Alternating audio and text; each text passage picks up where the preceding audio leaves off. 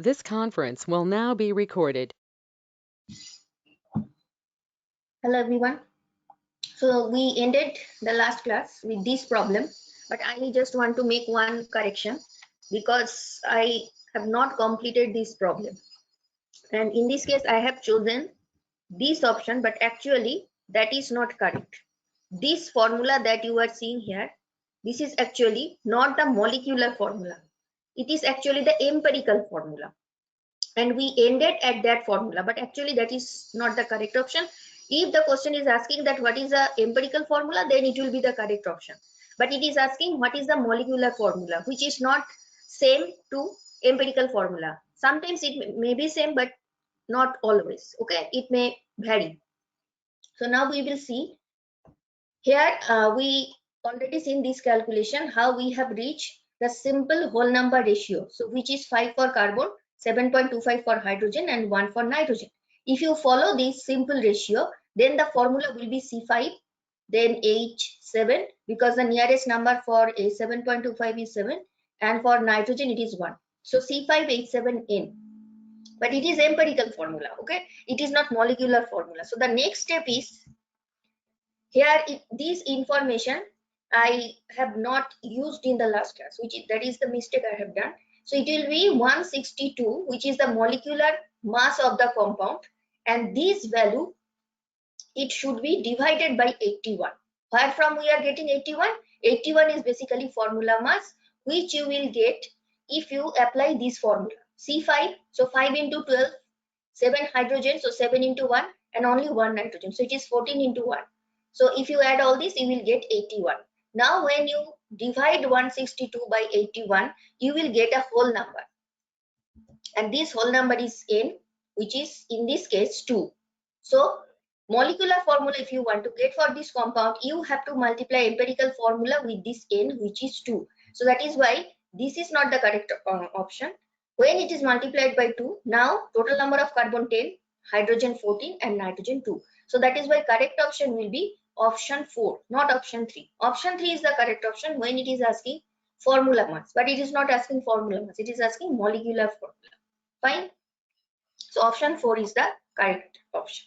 Please carefully observe this correction. That is, this problem we ended in the last class we have discussed, but now we have seen the complete how to solve this. Fine. Now we will start today's topic. This is gram equivalent concept. After discussing this topic and some related problems to it, there will be another topic, that is different terms used in volumetric calculation. Okay. So what is gram equivalent concept? Mole concept we have already seen. Now mole concept is based on molecular mass, or you can say molar mass. Similarly, when you are talking about gram equivalent concept, obviously it will be based on equivalent mass. So what is equivalent mass? That we have to know, and how you can get it. Equivalent mass, it may be for an element. Equivalent mass may be for a compound, or it may be for an ion. But the common definition, whether it is for element, for compound, or ion, common definition is it is the mass of that particular entity, whether it is element, compound, or ion, that is combining or displacing 1.008 gram, or nearest value is 1.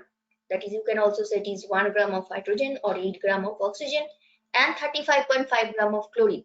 So if this amount of these particular 3 elements, not just any elements, hydrogen, oxygen, and chlorine, so the mass that combines or displaces, so it can combine with 1 gram of hydrogen, it can displace 1 gram of hydrogen, both are fine, but it has to be 1 gram of hydrogen. In case of oxygen, it is 8 gram. In case of chlorine, it is 35.5. So when it is displacing or combining with these 3 values of these 3 particular elements, that mass is actually the gram equivalent mass for that particular entity. It may be element, it may be compound, or it may be ion. Now gram equivalent concept, it is, you can see it is having some similarity with mole concept, and we use mole concept, and as well as we also use gram equivalent concept. So this is also widely used in chemistry, and its use is mostly in analytical chemistry. Next, if we want to know what is its unit, when it is equivalent mass, it has no unit. Okay, so equivalent mass, that is when we are not pronouncing the word gram. So when you are not mentioning gram, you are simply saying equivalent mass, then it has no unit. But when you are saying gram equivalent mass, then there will be unit, which is gram per equivalent. Okay. Now, mole. Here are some terms, and we will see 1, 2, 3. You can see 3 equations. We know that mole, that is how you can get how many number of moles are present, that you can get if you divide given mass in the problem. There will be some given mass. When it is divided by molar mass, then we get mole. So suppose if I am saying 100 gram oxygen, it is the given mass. If you want to know what is the number of moles in this 100 gram, what you have to do? You have to divide by the molar mass. Now, molar mass of oxygen, as it is diatomic, so it will be 16 plus 16, which is 32. So if you divide this given mass by molar mass 32, you will get the number of moles. So in this way, you can get the number of moles. So that is the first equation. Similarly, the second equation, now instead of mole, you are trying to calculate gram equivalent, number of gram equivalent. So for that, what you have to do, you can find some similarity with the previous equation. In the previous equation, it is given mass by molar mass, but now as you are calculating gram equivalent, now it will be given mass divided by equivalent mass, not molar mass. This is equation 2. And equivalent mass, how it is related to molar mass? Equivalent mass is equal to molar mass divided by N. And what is this small n? N is known as equivalent factor, or it is also known as N factor. Okay. Now this N factor, it will be different for different entity. When I am saying entity, I am trying to say whether it is an element, or is it an acid, or a base, or it may be a salt also. For example, sodium chloride, it is a salt. Okay, so when it is N factor, it is actually valency for element. Fine, any particular element, oxygen or nitrogen. But if it is some acid molecule, suppose I am saying H2SO4 or HCl, in that case, how to know what is N factor? So N factor will be basicity of acid. Okay, and if the compound is base, suppose NaOH, in that case it will be the acidity of that particular base. Another also compound, maybe that is nature of compound may be there, which is not mentioned here, but we will solve problem related to that. And that compound, if it is salt, suppose we have NaCl or sodium sulfate, so all these are salts. So in this case, what you will do for N factor calculation, in that case N factor will be the total positive charge or total negative charge. So if I consider NaCl, so here total positive charge is +1. Obviously total negative charge is also same numerical value with a negative sign, so it is -1. Similarly, if you consider Na2SO4, sodium sulfate, so here you have 2 cation, 2 sodium plus cation, total positive charge is 2 plus. Similarly, total negative charge is 2 minus, because this SO4 ion, it is containing total 2 negative charge. So total positive charge you can consider, or you can consider total negative charge, because whatever you consider, you will always get the same in numerical value. Only the sign is different. So in this case, N factor is 2, for NaCl it is 1.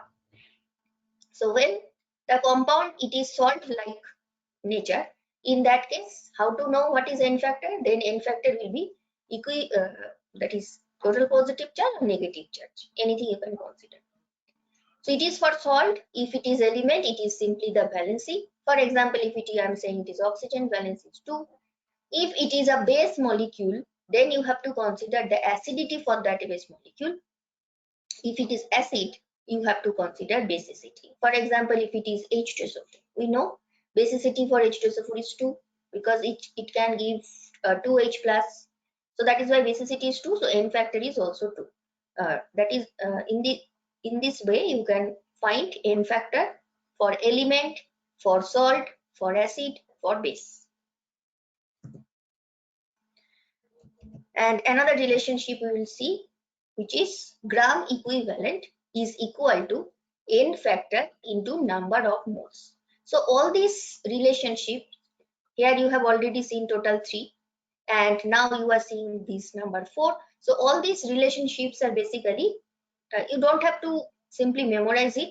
If you can understand the concept properly, you can easily find this equation on your own. Just don't simply blankly try to memorize it. Just try to understand the theory or concept.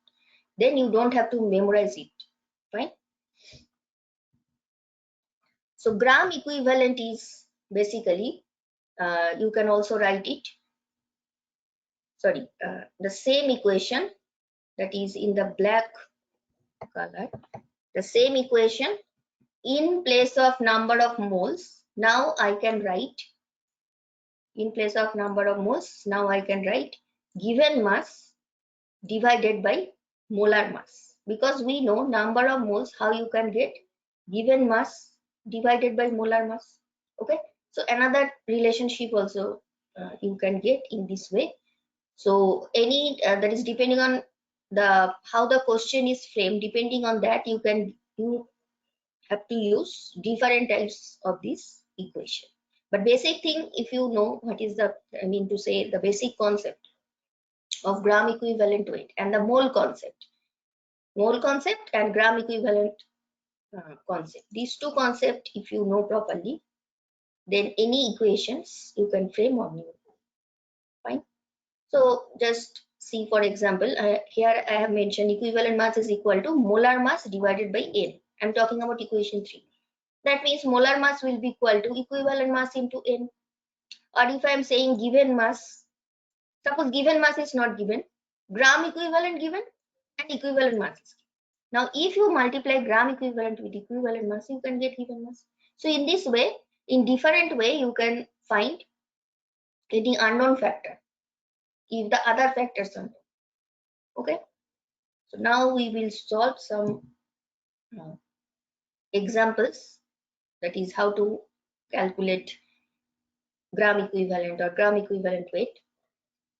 Here what we have taken some chemical entity. The first one we have taken here is acid. So for acid, equivalent factor we know it is simply the basicity. Now basicity for acid, the definition is number of moles of ionizable H plus ions present in 1 mole of the acid. So if it is H2SO4, basicity will be simply 2. Okay. Now formula for calculating equivalent mass, that is for, I mean to say, for acid type of molecule, if you want to know the equivalent mass, it will be molar mass divided by basicity. Just go to the previous slide. Here in the third equation it is mentioned molar mass divided by n factor. Now for acid, n factor is basicity. So if you want an equivalent mass for acid, it will be molar mass divided by basicity. So in this case, this is the n factor, right? This is the n factor. Now see in the right hand side, example H2SO4 basicity is 2. Now molar mass of H2SO4, that you have to calculate first. 2 into 1 for hydrogen, 1 into 32 for oxygen, 4 into 16 for, sorry, 1 into 32 for sulfur, 4 into 16 for oxygen, so it is 98. Now gram equivalent weight, if you want to know, you have to divide the molar mass by the basicity, which is 2. So in this case it is 49. That is the answer. Similarly, if it is a base like potassium hydroxide, so in this case you have to consider acidity in the place of n factor. Now acidity is number of moles of ionizable HO- present in 1 mole of base. So that is why now if you want to know the equivalent mass, E, capital E, mostly you will see equivalent mass is expressed with capital E term. Now you have to divide molar mass of the base with acidity value of the base. Okay, so acidity is 1, because you have only one ionizable HO minus. Now molar mass of KOH, first you have to find. The formula is 1 potassium, 1 oxygen, 1 hydrogen. So 1 into 39, which is for potassium, 1 into 16 for oxygen, 1 into 1 for hydrogen. If you add all this, you will get 56. So a gram equivalent gram equivalent mass, it is actually same as molar mass because acidity is 1. Okay, so in this way, depending on the entity, chemical entity, whether it is base molecule or acid molecule, you can find the equivalent mass. Or if you know the equivalent mass, you can also find the N factor or basicity. Okay. Next, we'll see if the compound given, that is the chemical entity, if it is a reducing agent or oxidizing agent. Okay, see here it is mentioned, it may be oxidizing agent or it may be reducing agent. Now for that type of molecule, that is the molecules which can take part in redox type of reaction, for those molecules, how to know the equivalent factor? Now in this case, equivalent factor, it will be number of moles of electrons gained or lost. So gained is applicable when the molecule is oxidizing because it will gain electron from other species. If I am saying number of moles of electron lost, now it means it is a reducing agent because it is supplying electron to other species. So that is why number of moles of electrons gained or lost depending on the compound is oxidizing or reducing, you will be able to know what is the equivalent factor. Okay, so for that, obviously you have to write the equation, that is what is the fate of this particular entity before reaction, after reaction. And in this case, just remember, be very careful, it may vary depending on the condition, because in some cases, depending on the species with which it is reacting, it can lose, suppose, X number of electron. In some other cases, it can lose Y. So depending on the condition, equivalent factor may change, and that means equivalent mass also can change. Fine. So suppose here N factor is smaller, and if you want to know equivalent mass, what you have to do, you have to first find out what is the molar mass of that particular oxidizing agent or reducing agent, and that should be divided by N factor. And N factor, we know it is the number of moles of electrons either gained or lost by that particular agent.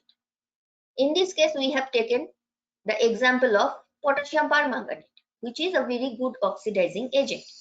Now, this molecule, it can show oxidizing property in different types of medium, acid medium, basic medium, or neutral medium also.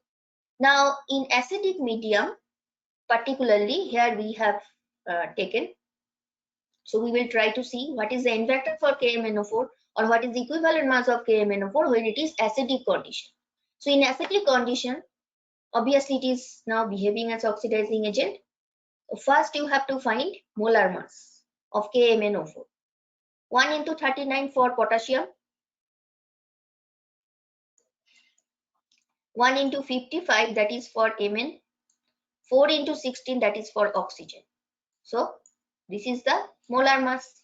Now when it is acidic medium and permanganate, it is obviously oxidizing agent, so itself will be reduced during oxidation reaction. Now MnO4 minus before reaction, and what is its fate after reaction? Now it is Mn2 plus. So previously it is MnO4 minus, here oxidation state is +7. Okay, and here oxidation state is 2 plus. That means it has accepted electron from some other species, so that is why it is oxidizing agent. And in this case, the equation is like this. You can easily frame this equation, that is balance this equation, MnO4 minus. So see here, to balance oxygen, that is 4 oxygen atoms are present before reaction. So if you want to balance the oxygen atom, you have to add 4 water molecule in the right hand side. When you are adding 4 water molecule in the right hand side, now you have total 8 hydrogen atoms in the right hand side, but you do not have any hydrogen atom in the left hand side. So what you will do? You have to add 8H plus in the left hand side. Now both side hydrogen atoms balanced. And why you have added H plus? Because it is acidic medium. So you have to add H atom in the form of some cation, that is H plus proton. Now next step is just check what is the total positive charge and negative charge. Total positive charge in the left hand side is -1 charge and 8H plus. That means total positive charge is 8 minus 1, 7 plus. But total positive charge in the right hand side is Mn2 plus, only 2. So 7 left hand side, 2 right hand side. So if you want to balance the total charge both sides, you have to add 5 negative charge in the left. Now both side it is 2 plus positive charge. So that in this way you can understand how many electrons are lost or gained. So in this case, 5 electrons are accepted. So when 5 electrons are accepted, N value is 5 equivalent per mole. So N factor is 5. Equivalent mass will be molar mass divided by N factor. In this case, how many electrons are gained by KMnO4 because it is oxidizing agent, and it is 5. So this is the answer. So it is for that this specific medium. Don't think that equivalent mass of KMnO4 it is always 31.6. No, it may vary. You have to know what is the condition, because if it is basic condition, it is not, that is the same equation is not applicable. Now it is different number of electrons gained by KMnO4. So obviously equivalent mass will also be different. Okay. So be careful when you are calculating equivalent mass or N factor. You have to know what is the reaction condition. Okay. Next we have a problem which is also related to equivalent mass. So it is saying that an element capital X, it is having equivalent mass E. Now it forms an oxide, and the formula of the oxide is given, which is XmOn. Okay, so X small m, O capital N. Atomic mass of this element should be, 4 different terms are given in option A, B, C, D. Try to recall the definition of equivalent mass in the first slide in today's class. So there it is mentioned, for any particular element, if we consider, equivalent mass will be that mass which is combining or replacing 8 gram of oxygen. Okay. Now in this case, how many oxygen atoms are there? It is total n oxygen atoms that are present.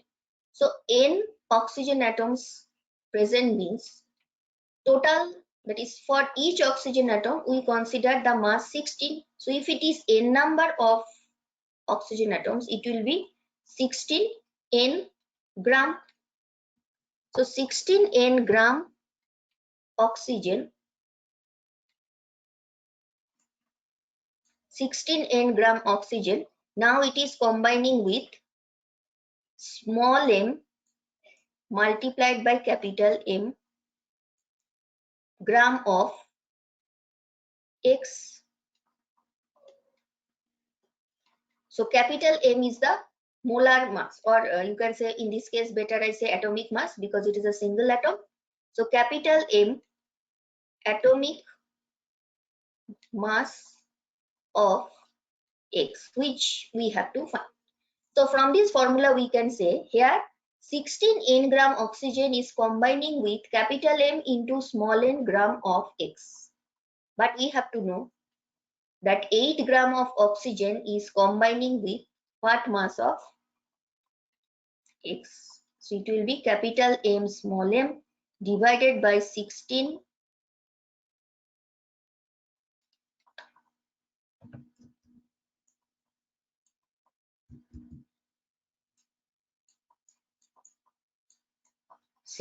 n multiplied by 8, right?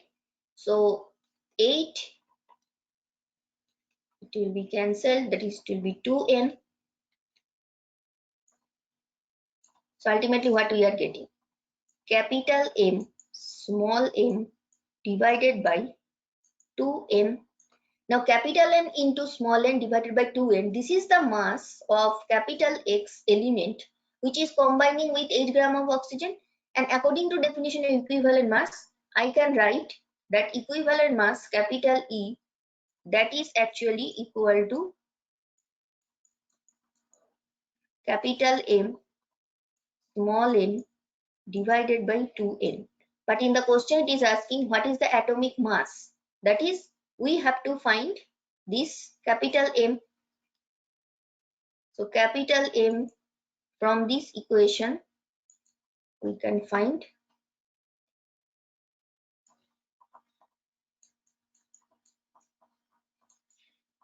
2Ne divided by small m, and it is matching with this option, right? 2E small n divided by small m. This is the atomic mass or capital M of the element X. So option A should be correct, other options are not matching. Now I would like to mention another way. If you are comfortable, you can also solve the same problem following that method also. So that is mentioned here. It is according to this method, it is saying that mass of metal divided by mass of oxygen, this ratio, not necessarily it is metal, you can also write it as element, that is mass of X. In this case the metal is suppose X. So mass of X divided by mass of oxygen, that is actually, this ratio is equal to equivalent mass of metal or X, whatever it is, divided by equivalent mass of oxygen. So you can also use this formula, and in this case mass of X is atomic mass. You can write capital M or small m, whatever, and mass of oxygen, it is n into 16, because total number of atoms of oxygen n. Fine. So this is equal to E by 8. Fine. Actually this m, it should be multiplied by capital M, that is m, this is actually at, okay, sorry, it is already mentioned, it is m into atomic mass. So in the previous way that I have solved it, I have mentioned atomic mass as capital M. So it is already mentioned here, it is small m multiplied by atomic mass divided by n multiplied by 60. So from this equation you can find that atomic mass, that should be equal to, now 16n, it should be in the numerator. So E into 16n divided by 8 is already there in the denominator, and now it is small m also. So 8 and 16, it will be 2. So 2Ne divided by small m. So in this way also you can solve the same problem, you get the same answer. Option A is the correct option. Prove that the number of gram equivalent of H2SO4 present in 200 ml m by 10 H2SO4 solution. M by 10 H2SO4 solution means it is 0.1 molar. Same thing.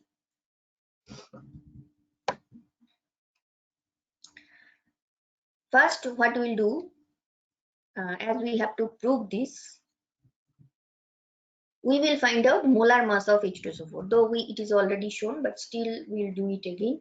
2 into 1 for hydrogen, 32 it is for sulfur, this is for oxygen. So what you are getting? You are getting 98. So number of millimoles. So this is the first step that you will do. Next step is to find what is the number of millimoles present in this volume. That is 200 ml, 0.1 molar H2SO4. So how to find number of millimoles? Simply multiply these two. So what is done here? 200 is multiplied by 1 by 10, which is 20. So this is, in this way, what you will get first, you will get millimoles. Number of moles in millimole. So that is, it is m mole. Now from m, that is millimole, if you want to know mole, now you have to divide it by 1000. Now you are getting 0.02 moles. So this is the number of moles present in this particular solution. Okay, but we have to find gram equivalent to it. Molar mass we have already calculated, which is 98. And we know, as it is acid molecule, N factor will be the basicity of this particular acid, which is 2 in this case. So 98, if you divide it by 2, you will get its gram equivalent mass. But you can also calculate in that way. But as I have mentioned, the different equations in second or third slide in today's class, remember, different types of equations are there. So if you know as you have already calculated the number of moles present, which is 0.02, that is already known. You also know what is the N factor, which is basicity, because in this case the molecule is acid, so N factor is 2. You know the number of moles. You have to find the number of gram equivalent.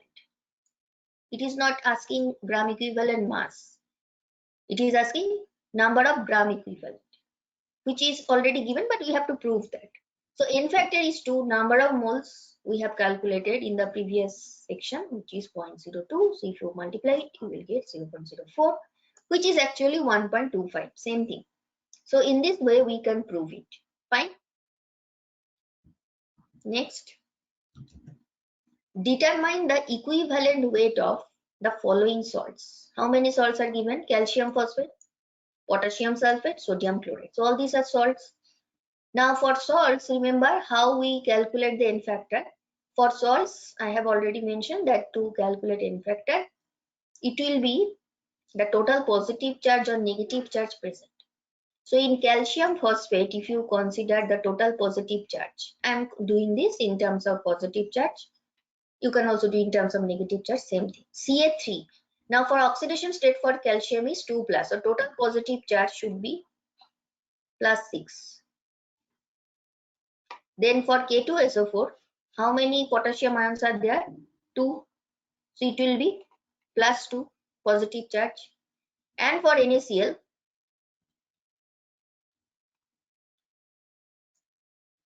it will be +1. So now we know what are the N factors, but we have to find equivalent weight. So first step will be to determine the molar mass and then simply divide it by the N factor. You will get the corresponding equivalent weight of the salt. So remember, when you are trying to find equivalent weight of salt, it will be molar mass divided by total positive charge or negative charge, which is actually the N factor. So this is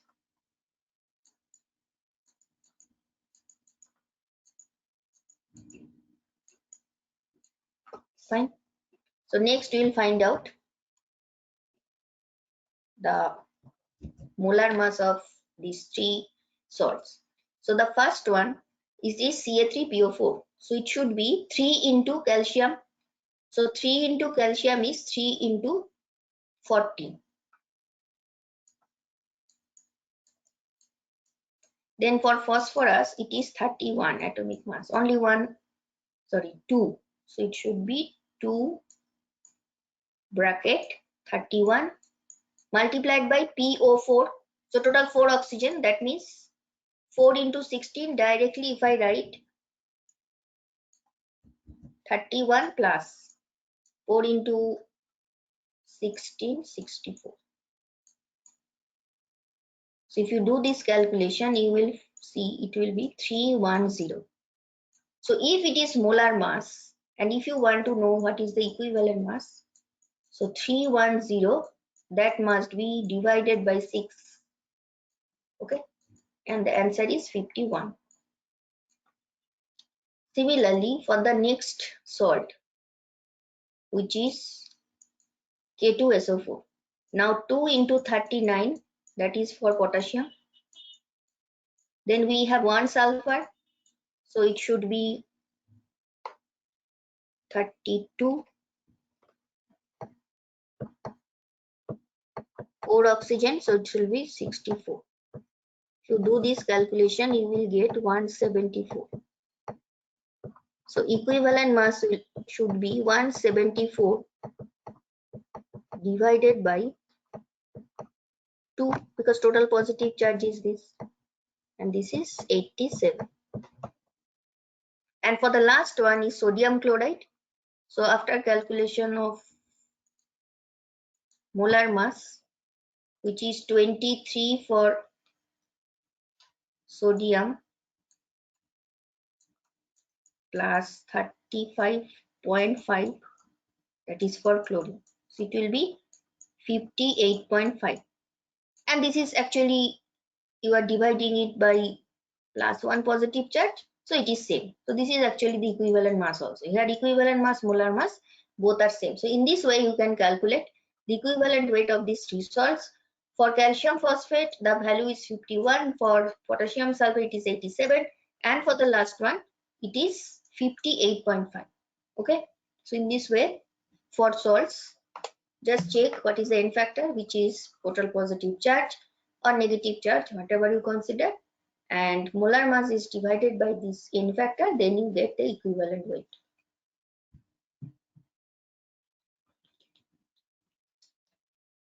Now we see the concept of variable equivalent weight.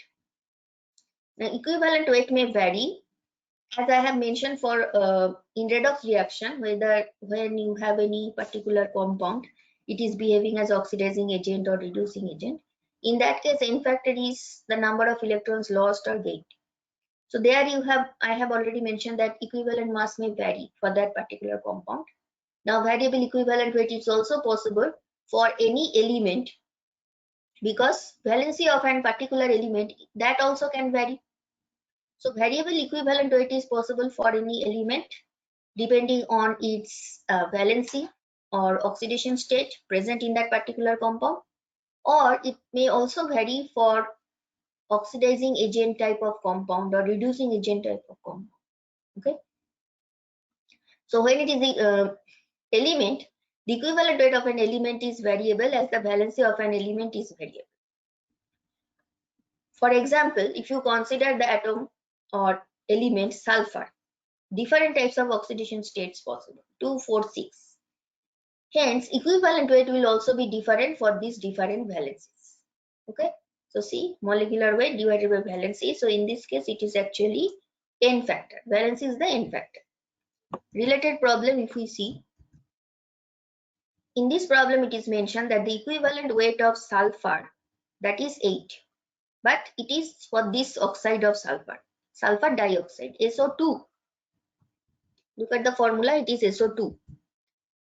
But when it is SO3, then what is the equivalent weight? That is the question. So in SO2, oxidation state is +4. So it is showing the valency +4. And we know atomic mass of sulfur is 32. So 32, when, so in this way, it is not molecular, it is actually the atomic weight, because you are trying to find the equivalent weight of this particular element. In our question, it is which element? Sulfur. So you have to consider the atomic mass of it. Now when you are dividing it, this 32 by its valence, in this case it is 4, you are getting 8. But 8 is not our answer, because we have to find it for SO3. Now when it is SO3, the oxidation state of sulfur is +6. That means now it should be divided by 32, should be divided by 6. If you simplify it, that is simply divide both numerator and denominator by 2, it will be 16 by 3. So this is actually our answer. But if you look at the options, directly you will not see it is matching. But this is actually 88 into 2 by 3, and this is also 16 by 3. So that is why this should be correct answer. So here basically 16, you can express it in this way. Okay, so correct option first. Next problem.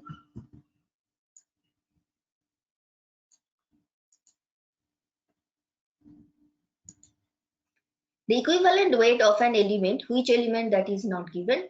Equivalent weight of that particular element, variable valency 21, 14.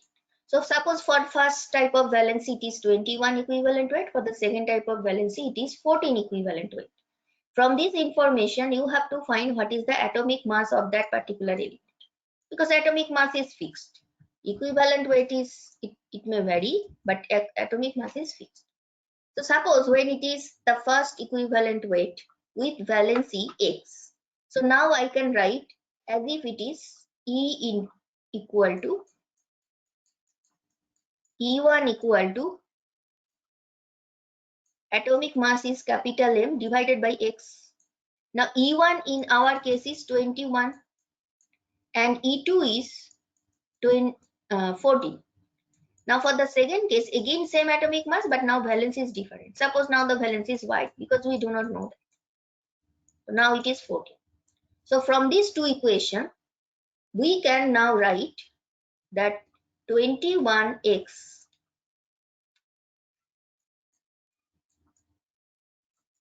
that is equal to 14y, or x by y that is equal to 14 divided by 21, that means it is 2 by 3.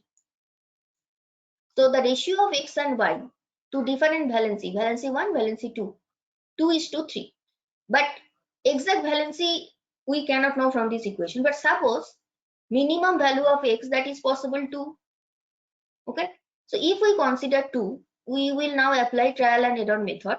So if the valency is 2, now you are dividing capital M value, it may be 35, 42, 72 or 186.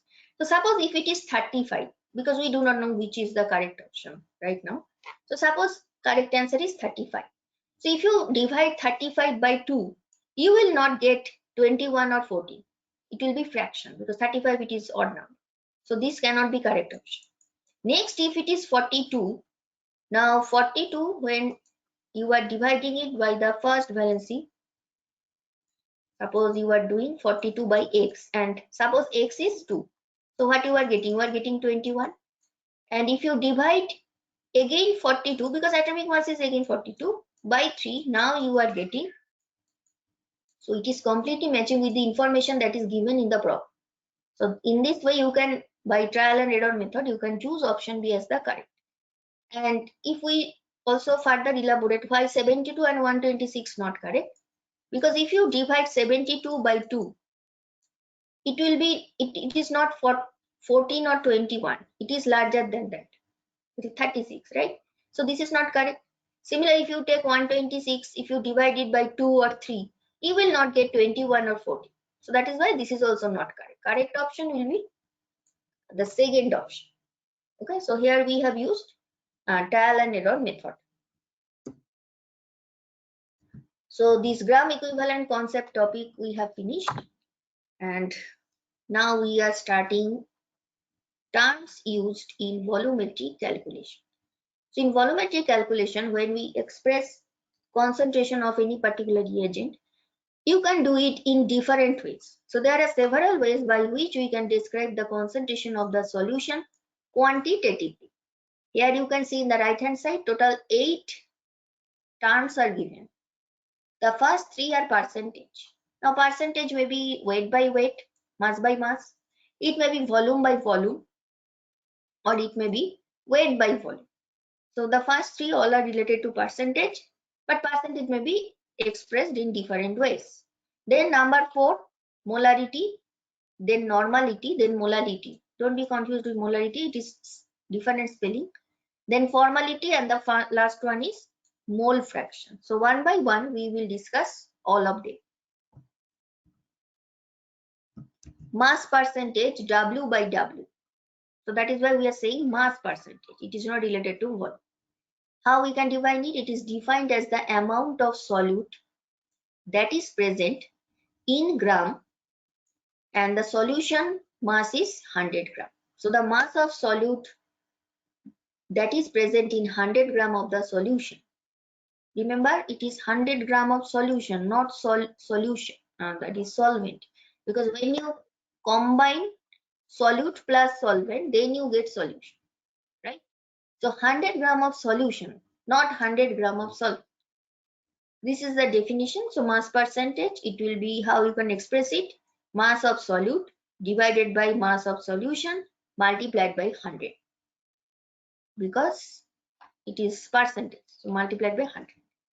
Or another way also you can express it: numerator is same, mass of solute, but in the denominator we have written mass of solute plus mass of solvent. So now it is combinedly mass of solution. Okay, but don't forget this 100. It will be multiplied by 100 because it is percentage. So this is mass percentage. Now one example, see, suppose I am saying 10% solution of sugar. What it means actually? 10% solution by mass. This is important. If you simply say 10% solution without mentioning whether it is in terms of volume or mass, then it is incomplete information. So you have to clearly mention it, 10% solution by mass. Now what it means? It means 10 gram of sugar is present in 100 gram of solution, because that is our definition. Or another way also you can say the same statement, that is in terms of solvents. In our case it is water which is the solvent. So you can also say that 10 gram of sugar is present in 90 gram of water or has been dissolved in 90 gram of water. So you can express it in different ways.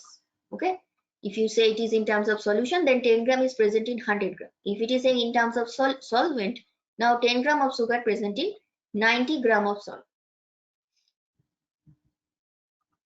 Volume percentage, V by V. It is defined as the volume of solute in ml present in 100 ml. So now it is volume. So we are not using gram unit, we are now using ml solution, that is milliliter. So how we will define it? It is defined as the volume of solute in ml present in 100 ml solution. So when you are expressing it in terms of formula, it will be volume of solute divided by volume of solution multiplied by 100. So when I'm saying I have 10% solution of HCl by volume, not by mass, by volume, it means 10 ml of liquid HCl. Why it is mentioned liquid HCl? Because actually HCl molecule is gas, but when we say HCl acid, basically it is aqueous solution of gaseous HCl. So that is it is mentioned here liquid HCl because it is volume by volume.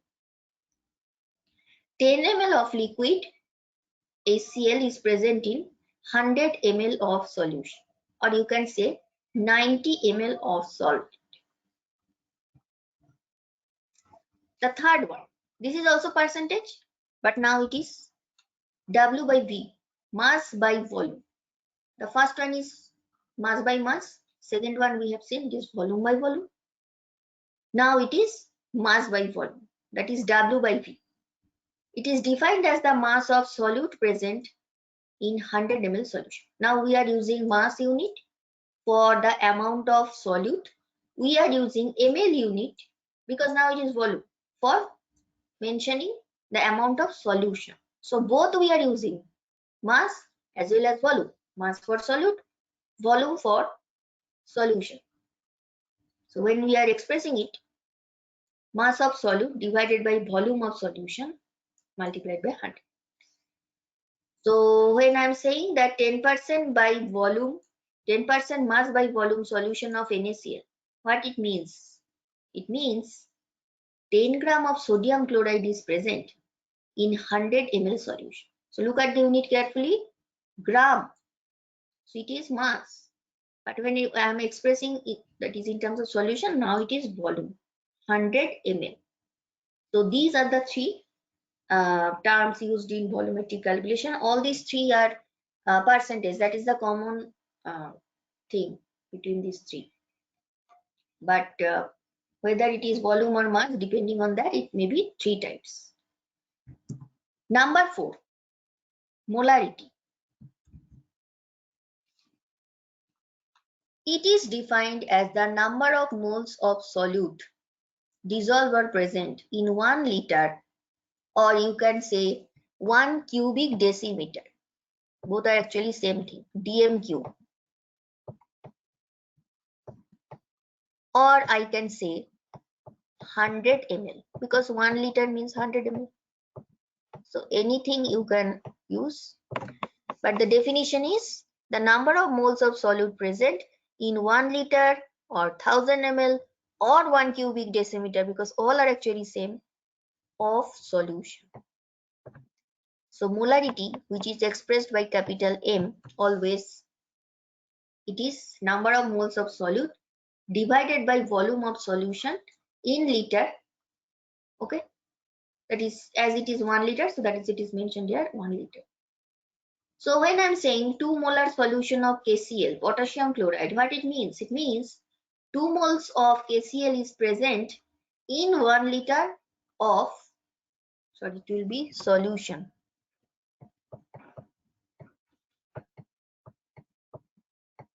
Not water, because water, if you simply say water, it will be a solvent only. But we are talking about solution. How many number of moles are present in 1 liter solution? That it means. And unit of molarity is obviously moles per liter. Now molarity, there may be some other units, and why it is important for you to know all of this, because sometimes in the problem, when you look at the problem, you'll see it is not given in terms of molarity, but suppose it is given instead in terms of semi-molar or decimolar, centimolar or millimolar. Now don't just be confused, it is actually the same thing, but in terms of instead of saying molarity, if it is mentioned as semi-molar solution, it is actually half of, that is 0.5 molar, and when it is deci, it is actually 1/10 of molarity.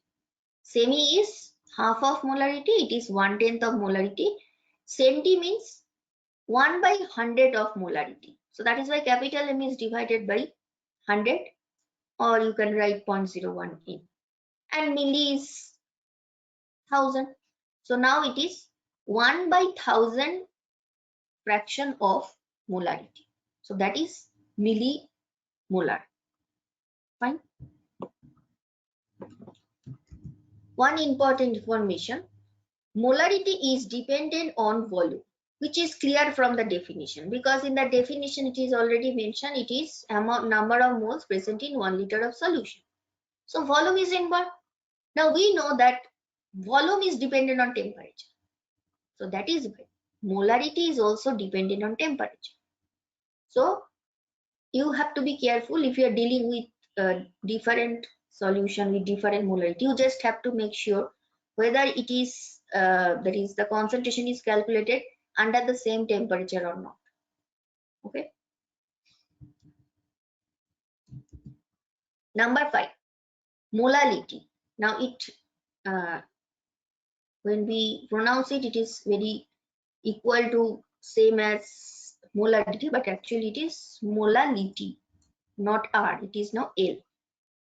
It has slight difference if you look at the definition. In the previous case, we have said number of moles present in 1000 ml or 1 liter of solution, but now we are saying number of moles of solute present in 1 kg of solvent, or you can say 1000 gram of solvent.